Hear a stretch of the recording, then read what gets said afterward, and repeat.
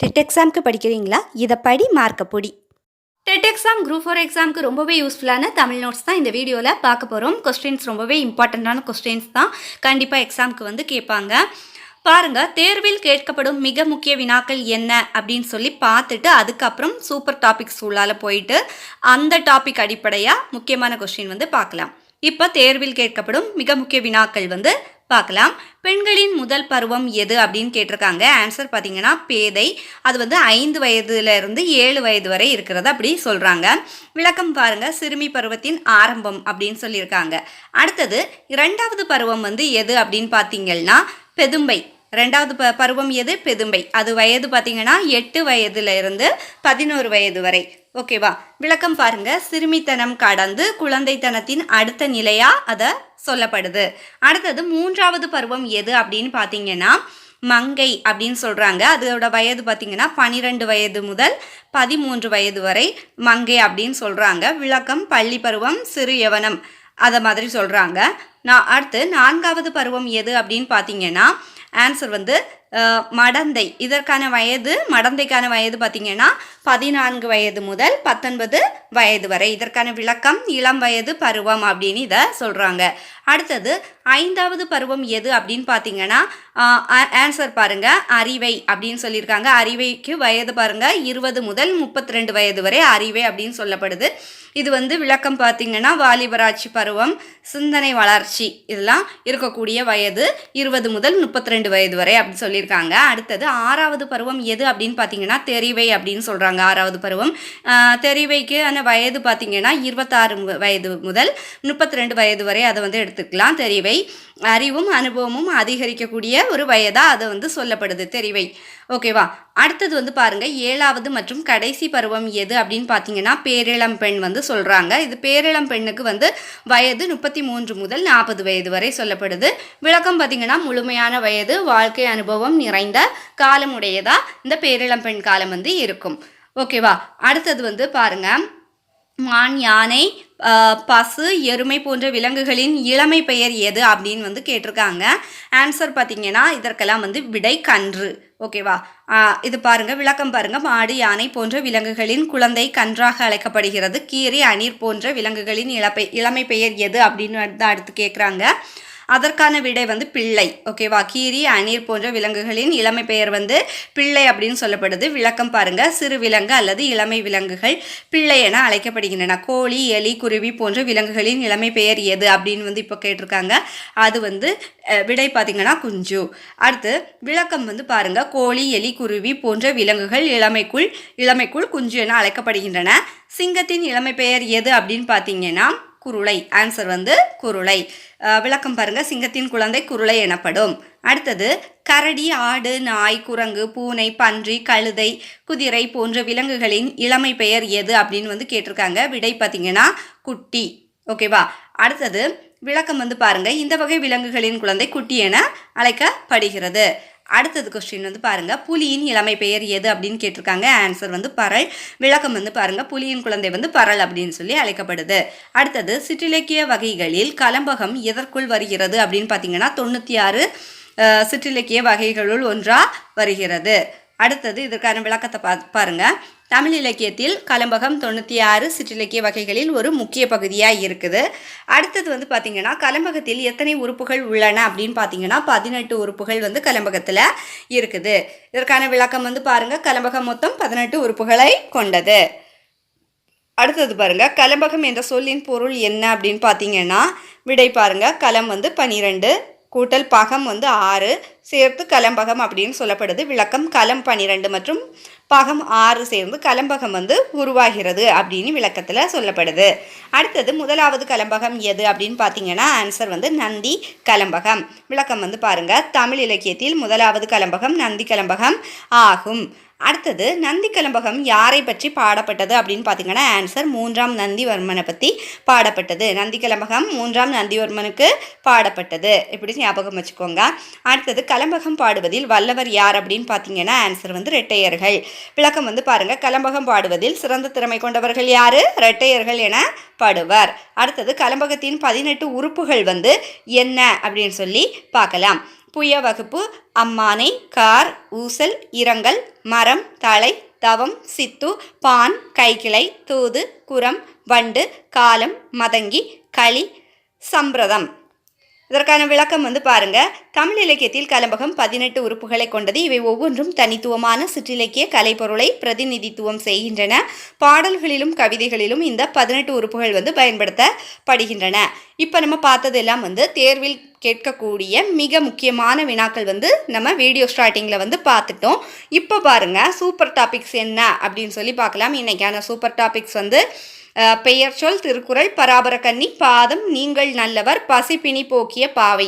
இந்த தலைப்பில் இருந்து நம்ம முக்கியமான கொஸ்டின்ஸ் எடுத்திருக்கிறோம். அதை ஃபர்ஸ்ட்லேருந்தே பார்க்கலாம். பாருங்கள். வாழ்வியல் நெறிகள் மற்றும் ஒழுக்கங்களை விளக்கும் நூல் எது அப்படின்னு பார்த்தீங்கன்னா ஆன்சர் அற இலக்கியங்கள். விளக்கம் பாருங்க. மனித வாழ்வில் நல்லொழுக்கம், அறநெறி ஆகியவற்றை எடுத்துரைக்கும் நூல்கள் அற இலக்கியங்கள்னு சொல்லப்படுது. அடுத்த கொஸ்டின், தாம் உயிர் போல் எவ்வுயிரும் தான் என்று தண்டருள் கூர் செம்மையருக்கு ஏவல் செய்வேன் பராபரமே. பாடலின் ஆசிரியர் யார் அப்படின்னு பார்த்தீங்கன்னா ஆன்சர் தாயுமானவர். விளக்கம், உணர்ச்சி மிக்க பாடல்களை எழுதியவர் தான் அவர். அடுத்தது, அன்பர் பணி செய்ய என்னை ஆளாக்கி விட்டுவிட்டால் இன்ப நிலை தானே எய்தும் பராபரமே. பாடலின் ஆசிரியர் யார் அப்படின்னு பார்த்தீங்கன்னா ஆன்சர் தாயுமானவர். அடுத்த கொஸ்டின் பாருங்க. எல்லோரும் இன்புற்று இருக்க நினைப்பதுவே அல்லாமல் வேறொன்று அறியேன் பராபரமே. பாடலின் ஆசிரியர் யாருன்னு பார்த்தீங்கன்னா ஆன்சர் தாயுமானவர். பராபரக்கன்னி என்ற பகுதியில் உள்ள பாடலின் ஆசிரியர் யார்? ஆன்சர் தாயுமானவர். திருச்சியை ஆண்ட விஜய ரகுநாத சொக்கலிங்கரிடம் கணக்காளராக பணிபுரிந்தவர் யார் அப்படின்னு பார்த்தீங்கன்னா ஆன்சர் தாயுமானவர். பராபரக்கன்னி பகுதி எந்த நூலில் உள்ளது அப்படின்னு பார்த்தீங்கன்னா தாயுமானவர் பாடல்களில் இருக்குது. ஆன்சர் தாயுமானவர் பாடல்கள். அடுத்த கொஸ்டின், தமிழ் மொழியின் உபநிடதம் என அழைக்கப்படும் நூல் எதுன்னு பார்த்தீங்கன்னா ஆன்சர் தாயுமானவர் பாடல்கள். அடுத்த கொஸ்டின், 2 அடிகளில் பாடப்படும் பாடல் வகை எதுன்னு பார்த்தீங்கன்னா ஆன்சர் கன்னி. விளக்கம் பாருங்க. 2 அடிகளில் கட்டமைக்கப்பட்ட பாடல் வகையை என்ன சொல்லுவாங்க? கன்னி அப்படின்னு சொல்லுவாங்க. அடுத்த கொஸ்டின் பாருங்க. சோம்பல் என்ற சொல்லுக்கு உரிய பொருத்தமான எதிர்ச்சொல் எது அப்படின்னு பார்த்தீங்கன்னா சுறுசுறுப்பை சொல்லலாம். விளக்கம் பாருங்க. சோம்பல் செயல் செய்யாமையை குறிக்கும், சுறுசுறுப்பு செயலில் உறுதியாக இருப்பதை குறிக்கும். அடுத்த கொஸ்டின், வாழ்க்கை பின் திரும்பி செல்லாது, நேற்றுடன் ஒத்துப்போகாது என்ற கவிதை யாரால் இயற்றப்பட்டது அப்படின்னு பார்த்தீங்கன்னா ஆன்சர் கலீல் ஜிப்ரான். இவர் நாடு லெபனான் நாடு. ஓகேவா? லெபனான் நாட்டை சேர்ந்தவர் கலீல் ஜிப்ரான். இதுக்கான விளக்கம் பாருங்க. ஜிப்ரான் வாழ்க்கையின் முன்னேற்றம் மற்றும் நேரத்தை பற்றிய கருத்துக்களை கவிதையில் வெளிப்படுத்தியிருக்காரு. அடுத்தது, உழைக்கும் போது நீங்கள் புல்லாங்குழல் ஆகி விடுகிறீர்கள் என்ற கவிதை யாரால் இயற்றப்பட்டது? ஆன்சர் கலீல் ஜிப்ரான். விளக்கம் பாருங்க. கடின உழைப்பின் போது மனதையும் முழுமையாக ஈடுபடுத்துவதை கவிதையில் அவர் கூறுகிறார். அடுத்தது, உங்களுக்குள் இருக்கும் நன்மையை பற்றித்தான் நான் பேச முடியும், தீமையை பற்றியல்ல என்ற கவிதையின் ஆசிரியர் யாருன்னா கலீல் ஜிப்ரான். ஆன்சர் கலீல் ஜிப்ரான். விளக்கம் பாருங்க. நன்மையை முன்னிறுத்துவதும் தீமையை அலசாததும் ஜிப்ரான் கவிதையின் முக்கிய கருத்தா இருந்திருக்குது. அடுத்தது, உங்கள் சுயத்துடன் நீங்கள் ஒருமைப்பாடு கொண்டிருக்கும் போது நீங்கள் நல்லவர் என்ற கவிதையின் ஆசிரியர் யார்? ஆன்சர் கலீல் ஜிப்ரான். விளக்கம் பாருங்க. மனசாந்தி மற்றும் ஒழுக்கம் மனிதனின் நல்லவராக இருப்பதற்கான ஒரு அடிப்படை அப்படின்னு யார் சொல்லியிருக்காங்க? கலீல் ஜிப்ரான் சொல்லியிருக்காங்க. உங்கள் பேச்சின் போது நீங்கள் விழிப்புணர்ச்சியுடன் இருப்பது நல்லது என்ற கவிதை யாரால் இயற்றப்பட்டது? ஆன்சர் கலீல் ஜிப்ரான்.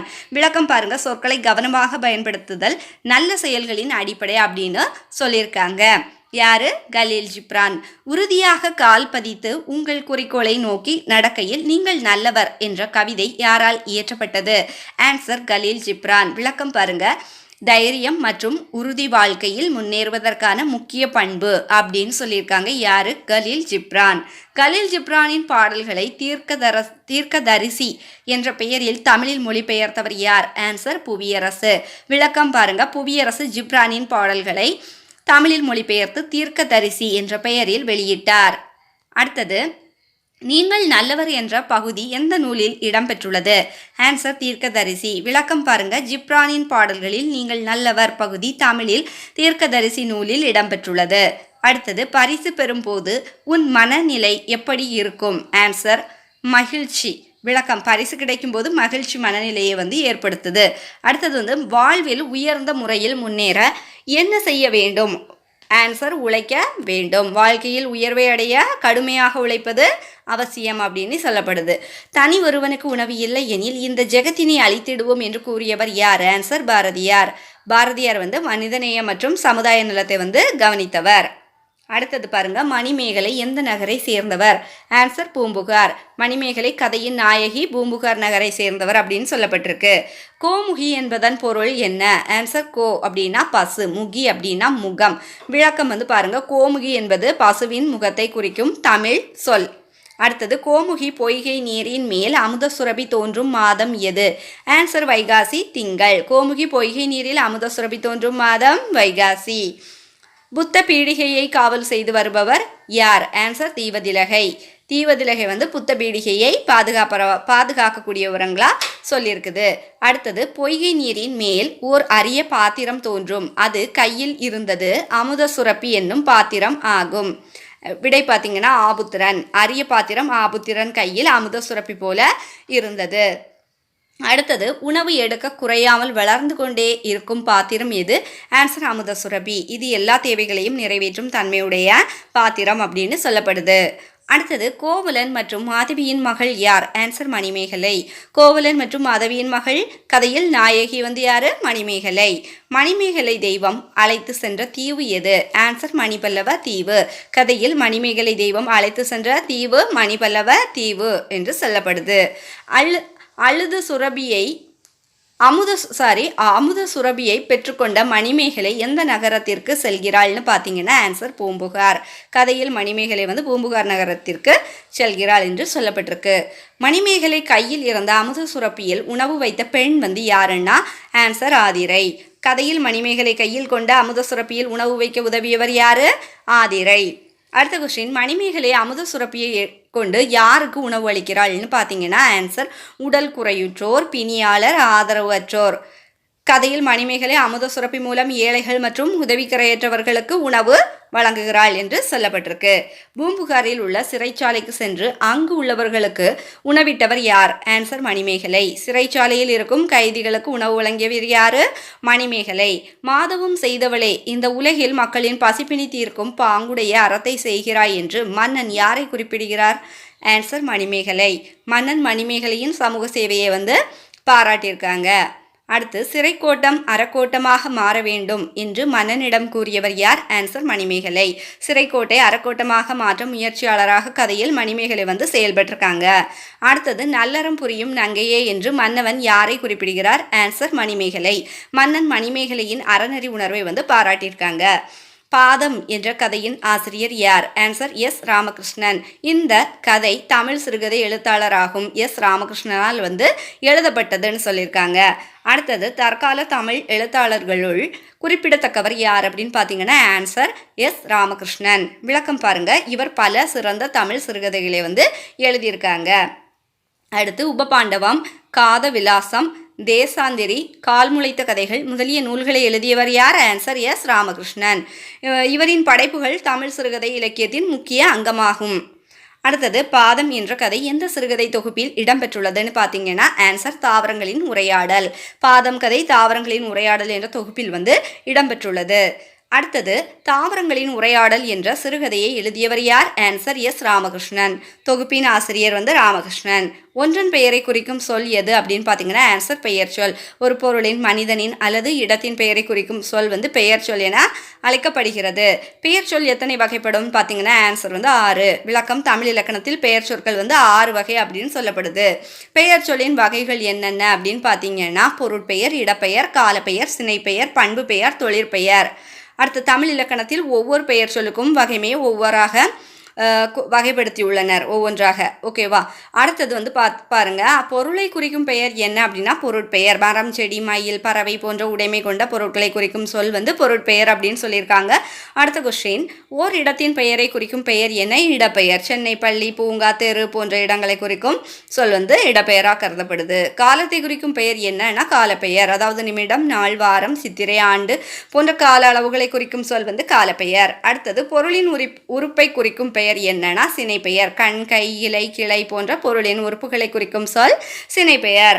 அடுத்தது பொருளின் பண்பை குறிக்கும் பெயர் என்ன அப்படின்னா பண்பு பெயர். விளக்கம் பாருங்க. வட்டம், சதுரம், செம்மை, நன்மை போன்ற பொருளின் பண்புகளை குறிக்கும் சொல் வந்து பண்பு பெயர் என்று சொல்லப்படுது. தொழிலை குறிக்கும் பெயர் என்னன்னா தொழிற்பெயர். அதாவது படித்தல், ஆடுதல், நடித்தல் போன்ற செயலை குறிக்கும் சொல் வந்து தொழிற்பெயரா சொல்லப்படுது.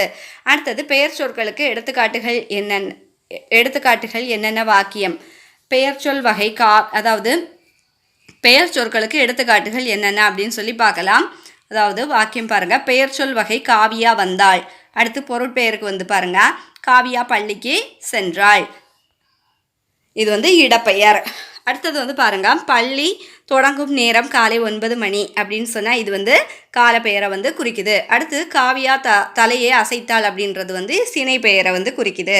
அடுத்தது பாருங்க. பயிர்கள் வந்து பசுமையாக இருந்தன அப்படின்னு சொல்றது வந்து பண்பு பெயரை வந்து குறிக்குது. நடனம் ஆடுதல் சிறந்த கலை, இது வந்து தொழிற்பெயரை வந்து குறிக்குது. விளக்கம் பாருங்க. ஒவ்வொரு வாக்கியத்திலும் பெயர் சொற்கள் அதாவது பொருள், இடம், காலம், உறுப்புகள், பண்பு மற்றும் தொழிலுக்கு ஏற்ப வகைப்படுத்தப்பட்டுள்ளன. அடுத்தது பாருங்க. நம் முன்னோர் பெயர் சொற்களை எத்தனை வகையாக பிரித்தனர். ஆன்சர் 2. முன்னோர் தமிழர் பெயர் சொற்களை 2 அடிப்படையில் பிரித்தனர். இடுகுறி பெயர்கள் மற்றும் காரண பெயர் என பிரித்து உள்ளனர். அடுத்தது சில பொருள்களுக்கு காரணம் கருதாமல் பெயர்களை வழங்குவது என்ன அப்படின்னு பார்த்தீங்கன்னா ஆன்சர் இடுகுறி பெயர்கள். விளக்கம் பாருங்க. பொருளின் இயல்புக்கு ஏற்ப காரணம் பொருந்தாமலே பெயர் தரப்படுவது இடுகுறி பெயர் என அழைக்கப்படுகிறது. அடுத்த கொஸ்டின். இடுகுறி பெயருக்கு எடுத்துக்காட்டு என்னன்னு பார்த்தீங்கன்னா ஆன்சர் மண், மரம், காற்று. அடுத்தது இடுகுறி பெயர்கள் எத்தனை வகைப்படும். ஆன்சர் 2. இடுகுறி பொது பெயர், இடுகுறி சிறப்பு பெயர். அடுத்தது காரணம் எதுவுமின்றி பொதுத்தன்மை கருதி ஒரு பொருளுக்கு வழங்கிய பெயர் என்ன. ஆன்சர் இடுகுறி பொது பெயர். அடுத்தது இடுகுறி பொது பெயருக்கு எடுத்துக்காட்டு மரம், பழம். காரணம் ஏதுமின்றி சிறப்புத்தன்மை கருதி ஒன்றுக்கோ அல்லது ஓர் இனத்திற்கோ வழங்கிய பெயர் என்னன்னு பார்த்தீங்கன்னா ஆன்சர் இடுகுறி சிறப்பு பெயர். இடுகுறி சிறப்பு பெயருக்கு எடுத்துக்காட்டு ஆன்சர் மா, வாழை. அடுத்தது காரணத்தோடு ஒரு பொருளுக்கு வழங்கும் பெயர் என்ன. காரண பெயர். காரண பெயருக்கு எடுத்துக்காட்டு என்ன. ஆன்சர் நாற்காலி, கரும்பலகை. காரண பெயர் எத்தனை வகைப்படும். ஆன்சர் 2. காரண பொது பெயர், காரண சிறப்பு பெயர்.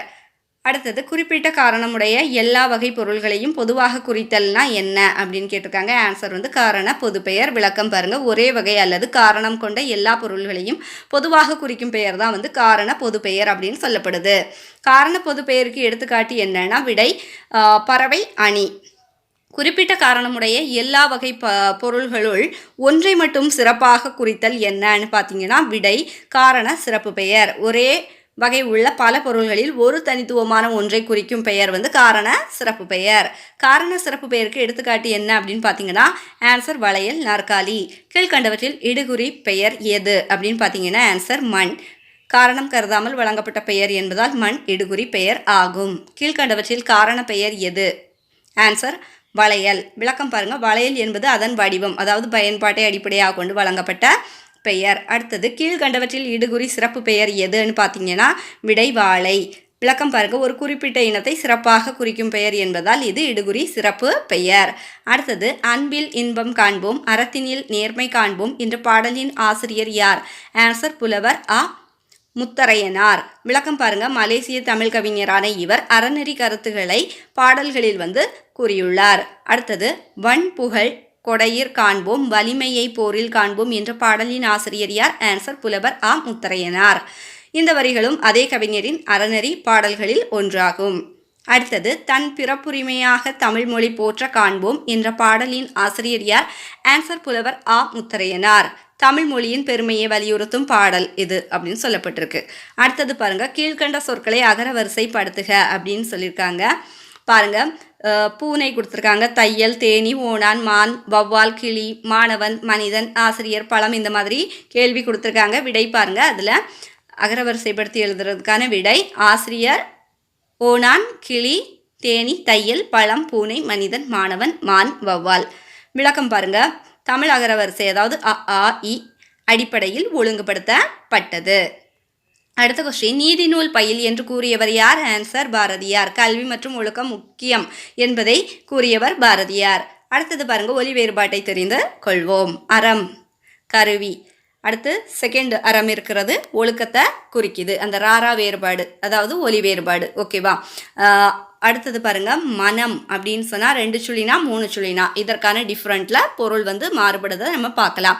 மனம் அப்படின்னா உள்ளம், மனம் அப்படின்னா வாசம், இதை வந்து குறிக்குது. அடுத்து இருபொருள் தருபவை பற்றி பார்க்கலாம். 6 அப்படின்னு சொன்னால் அதை வந்து நம்பர், அதாவது எண் சொல்லலாம். அதுக்கப்புறம் நதியை சொல்லலாம். அதுக்கடுத்து வந்து வழியை சொல்லலாம்.